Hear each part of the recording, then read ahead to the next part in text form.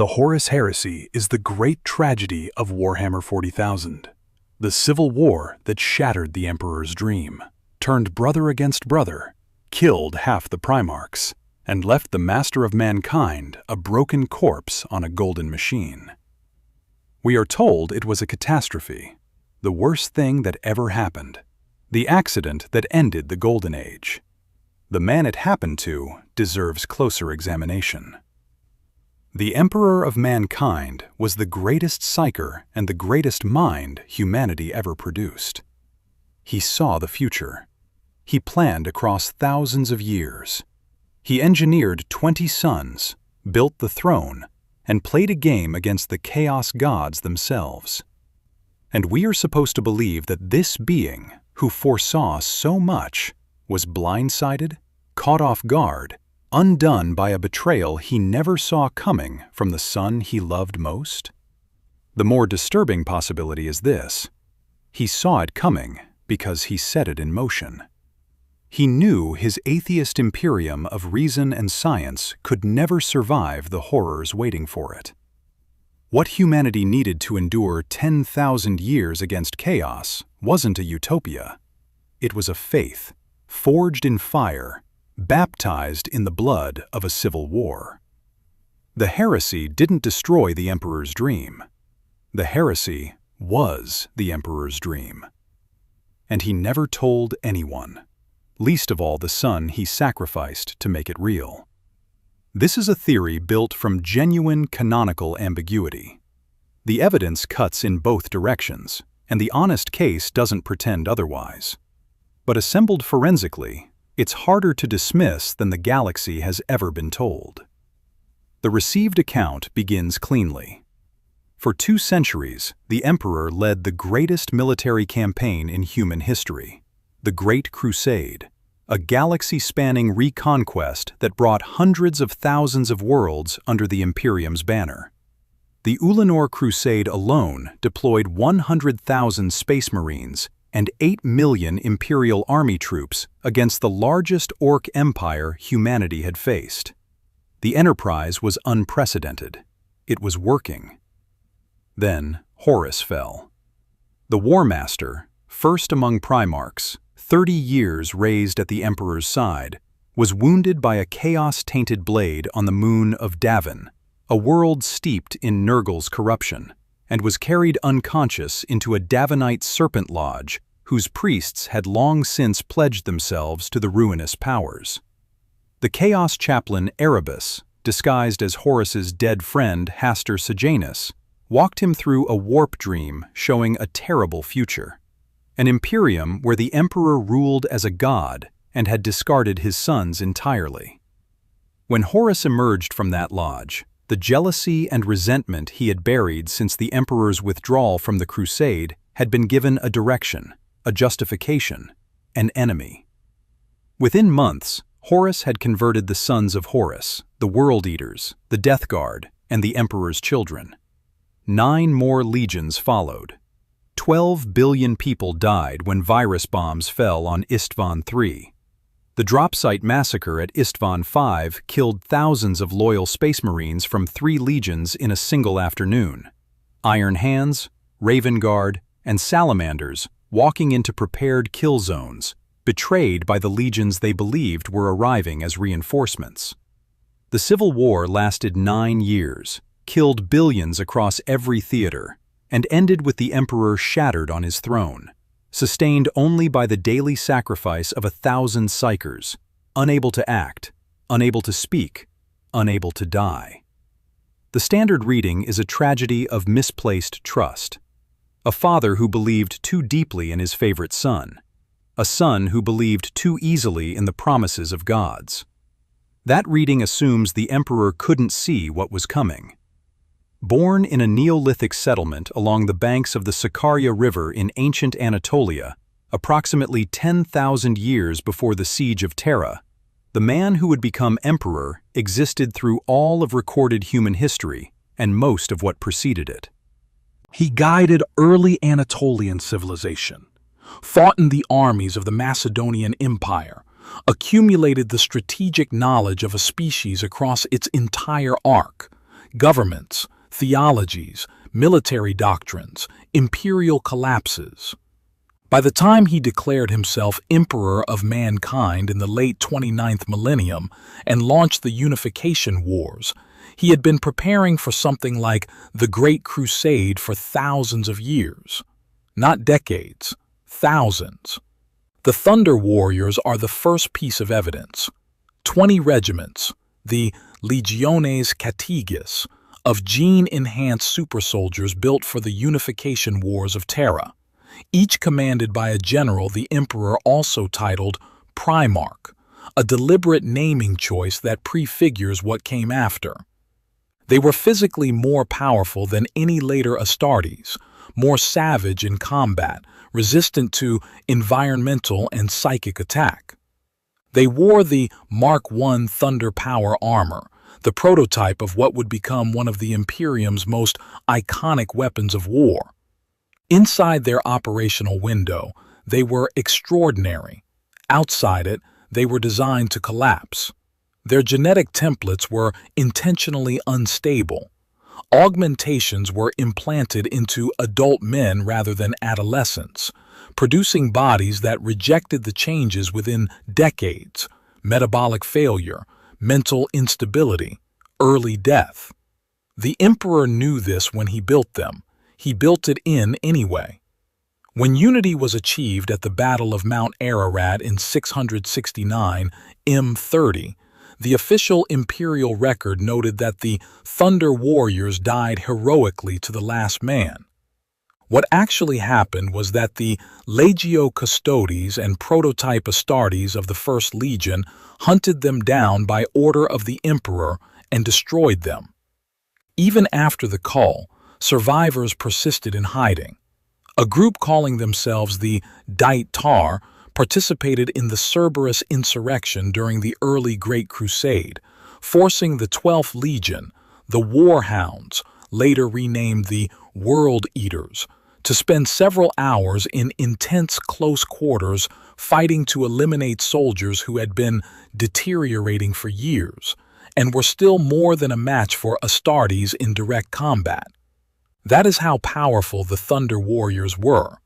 The Emperor built them that capable, and then had them killed anyway, and then sent another legion to finish what his Custodes had started. The transition to Astartes had been planned before the first unification battle was fought. While Thunder Warriors were still dying for the Emperor across Terra, his biotechnical division was already in his subterranean Himalayan laboratories designing their replacements. He was working on the next generation of super soldiers before the current generation had finished their wars. Design a tool for a specific phase, use it, replace it when the phase ends. The Primarchs and their legions followed the same logic. 20 demigod generals, engineered from the Emperor's own genome through techniques he had acquired in a bargain at the Warp Gate on Molech during the Dark Age of technology. Whether those legions were also built with an expiration date is the question the theory turns on. The Emperor's foresight isn't in dispute. Aaron Dembski-Bowden's The Master of Mankind, one of the most canonically significant treatments of the Emperor's inner experience, contains the precise canonical statement. Speaking to custodian tribune Ra Endymion, the Emperor describes the nature of his precognitive ability. I can see the coast. I know what awaits me there, but I can't see all the infinite vicissitudes between here and there. Probabilistic foresight. He sees destinations, not every step along the way. He can't map every branching path between the present moment and a possible future.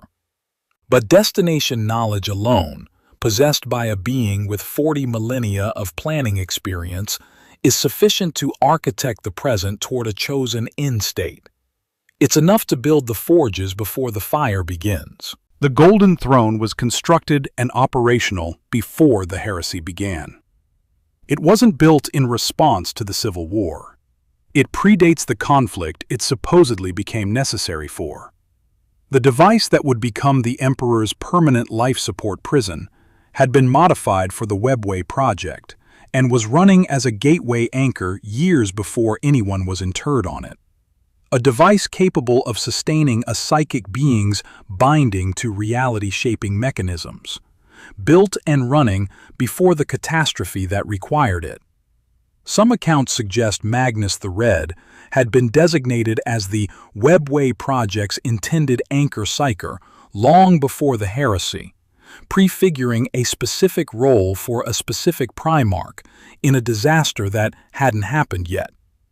The being who designed the Thunder Warriors' obsolescence before their first battle, who built the Webway anchor before the Primarchs were fully discovered, who planned across 40 millennia with destination knowledge of what awaited. This being was supposedly surprised by the betrayal of the son he had watched grow from infancy to War Master. What follows isn't a claim that the Emperor scripted every death, every theater, every turn of the 9-year war. The Master of Mankind explicitly rules out that omniscience.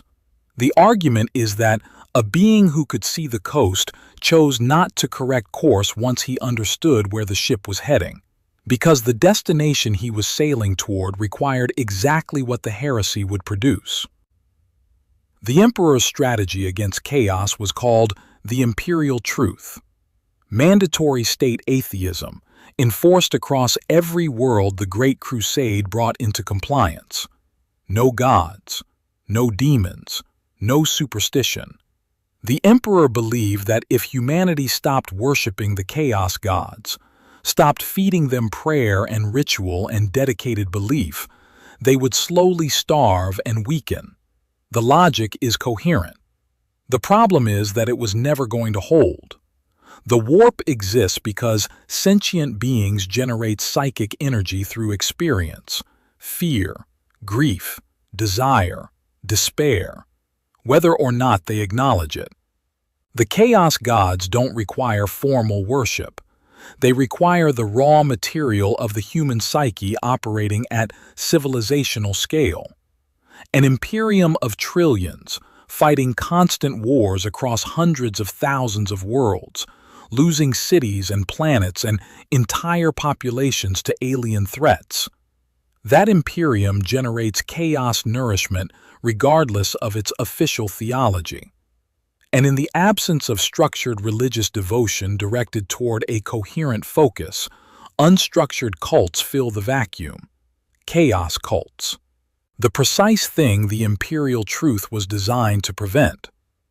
Aaron Dembski-Bowden's The First Heretic, which documents Lorgar's corruption in canonical detail, contains a revelation. When Chaos agents finally reach Lorgar and begin his conversion, they explain to him that the Emperor's strategy, if it succeeded across long enough a time frame, would indeed kill the Chaos gods, because an atheist humanity would stop feeding them. The gods knew what the Imperial Truth was for. They subverted it because it threatened them. The heresy, from the Chaos God's perspective, was an act of existential self-defense against a plan that was working. The Emperor understood the mechanics of chaos better than anyone alive. He had watched civilizations fall to it for 40,000 years. The theory's structural claim is that at some point, he concluded, an atheist humanity was spiritually naked against entities that fed on belief itself. The secular imperium wasn't a fortress. It was tinder. The fortress had to be born from what came out of the fire. The Lorgar paradox crystallizes this with uncomfortable precision. 40 solar decades before the heresy's outbreak. The Warhammer 40K fandom wiki dates this as approximately 400 years prior.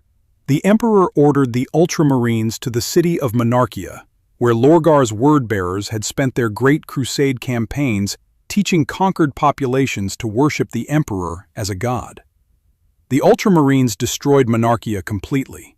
Every building, every temple, every inscription.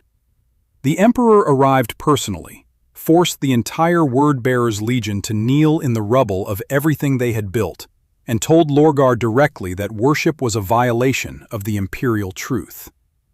During that confrontation, An enraged Lorgar physically struck Malcador, then nearly 7,000 years old, perhaps the second most powerful psyker humanity had ever produced, and sent him 20 meters through the air with the back of his hand. Malcador survived. Lorgar survived the Emperor's subsequent psychic intervention.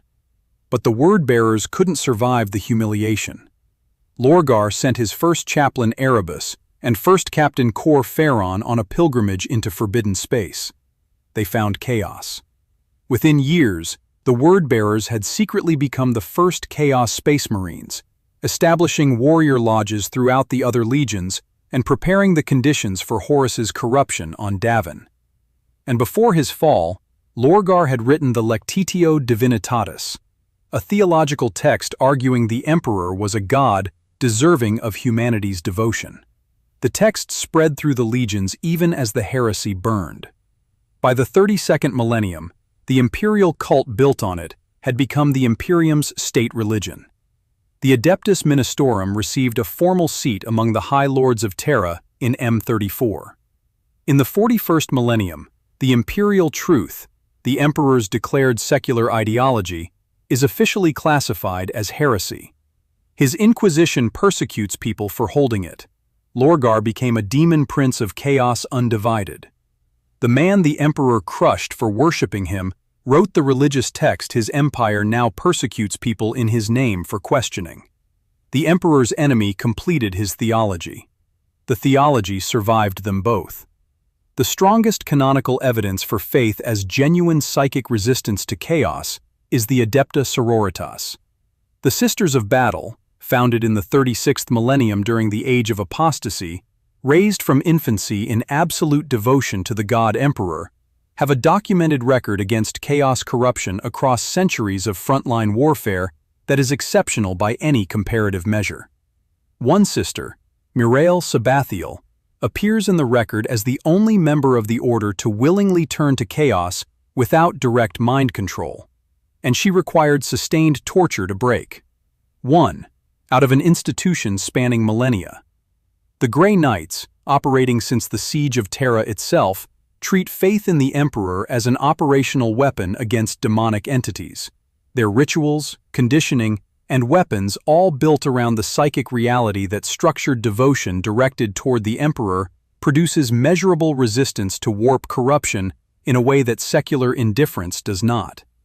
The Emperor built neither of these institutions during his secular utopia. They emerged from the rubble of its collapse. Malcador the Sigillite died in 014.M31. When his servants removed him from the Golden Throne, his body crumbled to ash. He had lived for over 6,700 years, perhaps the second most powerful psyker humanity had ever produced, a man capable of telepathic communication across interstellar distances, who had survived a Primarch's direct physical assault with cracked bones but intact consciousness. His title, Sigillite, meant seal-bearer in an ancient Terran language. He was empowered to speak and act in the Emperor's name with full imperial authority wherever he went. He had been a member of the Sigillites, an ancient secret organization that preserved humanity's greatest cultural artifacts through the Age of Strife. He was, by most accounts, their last survivor. His two most prized possessions were the Mona Lisa and sunflowers, paintings he had rescued from the Age of Strife's devastation and kept in his personal chambers for centuries. The Emperor gave him one final title as he was carried out in ash: Malcador, the hero. His origins beyond this are deliberately obscured. The Primarch, Jagatai Khan, claimed that Horus himself had discovered Malcador's true name, Brahm al-Kador, and that he was a perpetual like the Emperor, a cursed wanderer who had committed great atrocities during the Age of Strife, memories of which he and the Emperor had erased together. If that account holds, Malcador wasn't merely the Emperor's advisor. He was the Emperor's oldest partner in a very long sequence of civilizational projects, some of them monstrous. What Malcador knew about the Emperor's plans is the closest the theory comes to direct canonical evidence. Near the end of the heresy, Malcador made a statement to a dying woman named Sibel Niasta, a magister and astropath, a servant and friend in her final hours. He told her that he and the Emperor had deliberately agitated the Primarchs and turned them against one another. The resulting conflict, he claimed, was designed to purge those Primarchs and Astartes unworthy of leading humanity once the Great Crusade's objectives had been achieved, to eliminate the Space Marine legions precisely as they had eliminated the Thunder Warriors, so that only mortal humans, not genetically engineered superhumans, would be the true inheritors of the galaxy. The Chaos Gods had intervened before the plan could reach its designed conclusion, corrupting half the Primarchs and turning a managed purge into catastrophe. Then he told her it was a lie. He had said it to comfort her. A man who had spent 7,000 years founding intelligence services, assassination bureaus, and hidden military chapters, informing a dying woman in her final hours that the greatest secret in imperial history was a compassionate fiction. The passage itself offers no resolution. Whether it was truth or comfort or both is left deliberately open. The ambiguity is the point. Malcador spent his entire career in it. The institutional evidence is harder to explain away than the words. During the active heresy, while the war was still being fought across every theater, Malcador was building infrastructure for what came after. The Knights Errant, Space Marines drawn from multiple legions, including legions that had already turned traitor, answering to no one but Malcador. Nathaniel Garrow, a Death Guard captain who escaped the virus bombing of Istvan III aboard the crippled frigate Eisenstein, was among the first recruited. Men chosen not for legion loyalty but for psychological resilience and independence of conscience. Not a combat force, an intelligence cadre, a seed for something that would outlast the war by 10,000 years. The Grey Knights, a secret chapter built from untainted gene seed, trained specifically to fight chaos demons, founded on direct imperial instruction during the siege of Terra itself. Their existence was hidden from the wider Imperium at the Emperor's personal command. Their weapons, rituals, and psychological conditioning were designed for one specific kind of enemy, demonic incursion, that would remain a constant threat for millennia after Horus was dead.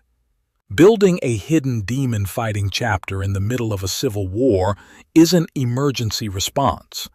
It's infrastructure commissioned for the war that begins after the current one ends. The Inquisition, assembled during the heresy's final phase on the Emperor's personal orders. He instructed Malcador to find men of character, skill, and determination, the foundation of what would become the most powerful intelligence and enforcement organization in imperial history. Not designed to catch Horus, designed for everything Horus's war would leave behind in its wake. The Administratum, which Malcador had founded years earlier to administer the imperial tithe, survived the heresy and became the bureaucratic skeleton of the post-war imperium. The Officio Assassinorum, which Malcador had secretly served as Grand Master of for years, continued hunting threats to imperial stability for 10,000 years after his death. Every institution Malcador built is still operational in M41. All of them are doing what he designed them to do. A man who was supposedly managing a crisis he hadn't anticipated built post-crisis infrastructure with a coherence and longevity that accidental contingency planning can't fully explain. The Black Library audio drama, The Sigillite, written by Chris Raitt, released in March 2013, running 75 minutes, frames him as the shadowy figure behind many of the events of the Horus Heresy. The official product copy poses the question directly: where do Malcador's true loyalties lie? After 75 minutes, it does not answer. Army officer Khalid Hassan learns an awful truth about the destiny of mankind in Malcador's presence and never explains what it is. When Malcador finally sat down on the golden throne, knowing it would kill him, not in a moment of crisis, but deliberately, after using the last of his psychic reserves to keep the Emperor alive long enough to give final instructions to Rogel Dorn, there was no desperation in it. Accounts from the age.The novels describe a man executing a role he had long understood was his. 7,000 years of preparation for a death he had always known was coming. Whether that is the demeanor of a man who had been told in advance, or a man who had simply prepared thoroughly enough that knowing and preparing had become the same thing, is a question the ambiguity of his life is too vast to resolve. The forensic case depends on accumulation, not any single anomalous choice by the Emperor, but the pattern created when every anomalous choice points in the same direction. Anomaly 1. The Council of Terra. When the Emperor returned from Ulanor to pursue the Webway project in seclusion beneath the Imperial Palace, he established a new governing body staffed by mortal administrators and bureaucrats, explicitly excluding all Primarchs from seats of political authority. The Primarchs, who had spent 2 centuries conquering the galaxy and considered themselves its natural rulers, were told they would answer to clerks. Multiple canonical sources identify the resulting resentment, particularly in Horus, Angron, Perturabo, and Lorgar, as a primary contributing factor to the heresy. The Emperor created that resentment in the same ceremony in which he handed Horus supreme military command.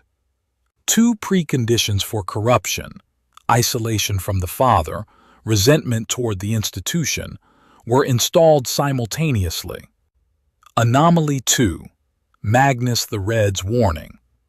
The Primarch of the Thousand Sons detected the Chaos conspiracy targeting Horus and used forbidden sorcery to transmit a psychic warning to Terra, the only method fast enough to matter. That broadcast penetrated the Emperor's psychic wards on the Imperial Palace and destroyed them.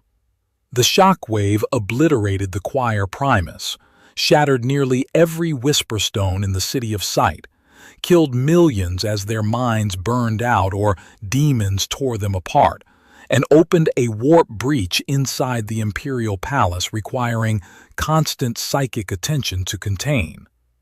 The warning that should have triggered immediate mobilization against Horus instead produced the precise catastrophe that bound the Emperor to the Golden Throne for the 9 years of war that followed. The Emperor's response was to dispatch the Space Wolves to Prospero to punish Magnus, not to mobilize against Horus. Anomaly 3. The year between Davin and age.The. Approximately 1 year passed between Horus's wounding on Davin and the virus bombing of age.The. 1 year during which the Emperor had already received Magnus's warning about the corruption. No coordinated response was organized. No loyal Primarchs were broadly warned. No legions were repositioned. The drop site massacre at age.5, which killed thousands of Iron Hands, Raven Guard, and Salamanders who walked into prepared kill zones believing they were reinforcing a loyalist assault, could have been prevented by a single warning to any of their Primarchs. The canonical explanation for inaction is that the Webway catastrophe consumed all available focus. That explanation requires accepting that a being capable of multi-millennial planning had no contingency for an enemy already identified. Anomaly 4. The Custodes. The Legio Custodes, the force that had executed the Thunder Warriors, designed specifically to police the most powerful beings the Imperium produced, capable in groups of defeating a Primarch in direct combat, remained on Terra throughout the 9-Year War. New lore from the Carrion Lord of the Imperium, from the Era of Ruin anthology, develops their deep institutional distrust of the Primarchs in terms that read less like a reaction to the heresy and more like a structural design element built in from the beginning. The Emperor's most capable personal soldiers were positioned not to intervene in the war, but to protect what the war was being fought over. These anomalies don't individually prove intent. Together, they describe a machine whose gears turned in one direction. Horus was the first Primarch discovered. He grew from infancy to adulthood at the Emperor's side, the only one of 20 sons who spent those formative decades in direct contact with his father. They had fought side by side for 30 years before the Ulanor triumph. The Emperor had saved Horus at the siege of Raylis. Horus had repaid the debt on the planet of Goro, cutting the arm off an orc that had the Emperor by the throat.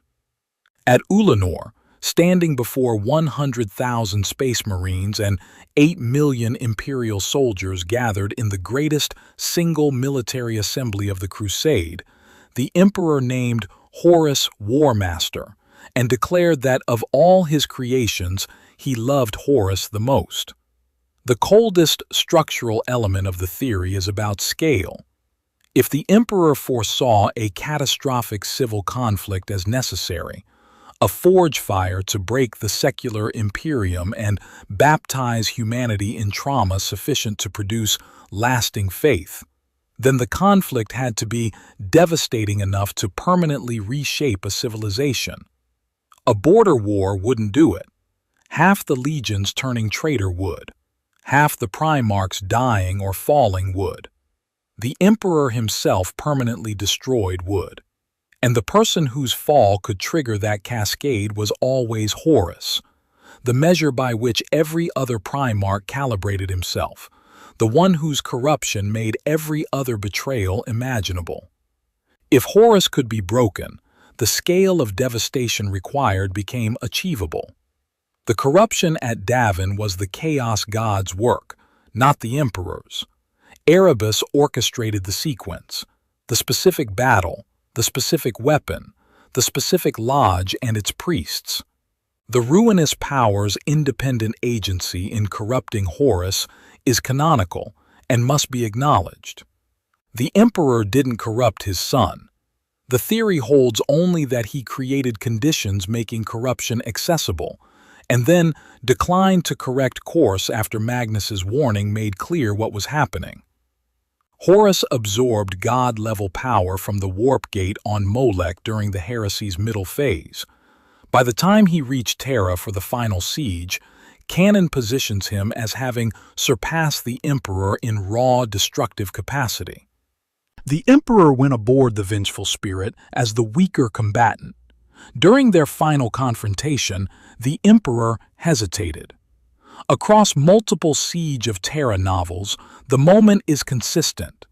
He needed to suppress something fundamental in himself, to rip away the paternal bond that had been preventing him from treating his son as an enemy, before he could deliver the killing blow. When he finally acted, he destroyed Horus completely, not merely his body, but his soul, erased from the warp entirely to prevent the Chaos Gods from using it as a vessel or achieving a resurrection. The man raised from infancy, fought beside for 30 years, named Most Beloved, no longer exists in any dimension of reality. That hesitation is the theory's most honest complication. A cold architect who had planned every step shouldn't have hesitated. What it looks like instead is a father who loved his son genuinely and completely, and who paid for the plan in full. The grief, real. The sacrifice, real. The love, real. And the plan, real alongside all of it. Both truths occupy the same moment. The Emperor's foresight was probabilistic, not deterministic. He saw the coast. He chose to sail toward it. Whether that constitutes engineering or only terrible knowing remains, in the absence of a direct confession, genuinely open. 10,000 years later, the Imperium endures. After 13 Black Crusades out of the Eye of Terror, after Hive Fleet Leviathan cutting through the galactic south, after the Necron dynasties waking across half the galaxy, after Cadia cracking and falling during Abaddon's 13th Crusade, after the Great Rift tore the galaxy in two and plunged half of known space into warp-storm darkness, still the Imperium holds. It bleeds on every front, loses worlds and subsectors and entire populations. The structure persists. Every previous galactic empire ended. The Eldari ended. The human empires of the Dark Age of technology ended. The Imperium of the 41st millennium does not end. Robute Guilliman returned from stasis in M41 to find an institution that appalled him, oppressive, superstitious, technologically stagnant, saturated in religious doctrine his father had explicitly outlawed. He found the ecclesiarchy, the institutional church he knew the emperor had forbidden, which had spent millennia accumulating political and military power that had once made the word-bearers heretics for far less. He recognized it as a perversion of everything the emperor had declared wanting. He maintained it anyway, because he understood what dismantling it would do. Strip away the psychic and psychological fortification that 10,000 years of chaos pressure had not been able to breach. The faith, however distorted from its stated origin, had become structural to the Imperium's survival. The Administratum, founded by Malcador. The Inquisition, founded by Malcador. The Grey Knights, founded by Malcador. The Officio Assassinorum, founded by Malcador. Every institution designed to manage internal threats, police psychic talent, suppress heresy, and fight demonic incursion was built by one man, in secret, during the war that supposedly blindsided the emperor entirely. All of them operational in M41. All of them still doing what he designed them to do across 10,000 years of institutional continuity. The Codex Astartes, Guilliman's post-heresy restructuring, broke the Space Marine legions into individual chapters of roughly 1,000 warriors each, eliminating forever the possibility of any single corrupted commander wielding legion-scale force. The event that made this restructuring feel necessary produced exactly the institutional reform that made the post-heresy Imperium more distributed and more resilient than its predecessor. Whether this was the intended sequence is the question the theory occupies. The Astronomicon, the psychic beacon that makes warp navigation possible across the Imperium, runs on the daily sacrifice of 1,000 psykers, channeling their lives through the Emperor's ruined form. The Imperium's infrastructure is sustained by prayer directed at a man who banned prayer. His declared ideology is heresy in his own empire. The institution governing his name persecutes his stated beliefs. There is a version of events in which all of the Emperor's safeguards simply failed, in which a 40,000-year-old genius with genuine precognitive ability was catastrophically blindsided, in which his secular ideology collapsed accidentally into the theocracy that replaced it, in which Malcador happened to build the perfect post-war institutions during the war itself because he was exceptional at contingency planning, in which every anomalous silence and every convenient outcome were coincidences that accumulated in exactly the right direction. The theory says, at some point, the number of coincidences pointing in one direction exceeds what coincidence can carry. The forensic case doesn't prove the emperor engineered every act of the heresy. His foresight was explicitly probabilistic. He saw the coast, not every wave between. The distinction between foreseeing and permitting, and foreseeing and engineering, carries real moral weight. What the evidence does show is a being who saw the destination, built the necessary infrastructure before the journey began, received warning of the exact corruption he had reason to fear, and chose not to correct course in the year available to him. Whether that constitutes planning or only terrible knowing is a question that occupies the same deliberate ambiguity Malcador left open in a dying woman's final hours. 10,000 years of imperial history mourn the Horus Heresy as the wound that never healed. The day the dream died, the father betrayed, the golden age burned down. But look at what came out of the ashes. A humanity that no longer trusts reason, but believes. An imperium that no longer hopes, but endures. A species forged into the one shape that could survive 10,000 years against the gods of the warp. Not a utopia, but a fortress of faith, fear, and blood. The Emperor told the galaxy he wanted an age of science and starlight. Maybe that was true. Or maybe he had known, since long before Horus took his first breath, that the thing he was really building could only be born from a fire, and that the fire would cost him his favorite son, half his legions, and his own body on a golden throne. The heresy didn't destroy what the Emperor was building, it completed it. And the cruelest truth isn't that he let it happen, it's that after 10,000 years of ruin, sacrifice, and unending war, it worked. Subscribe for more stories like this.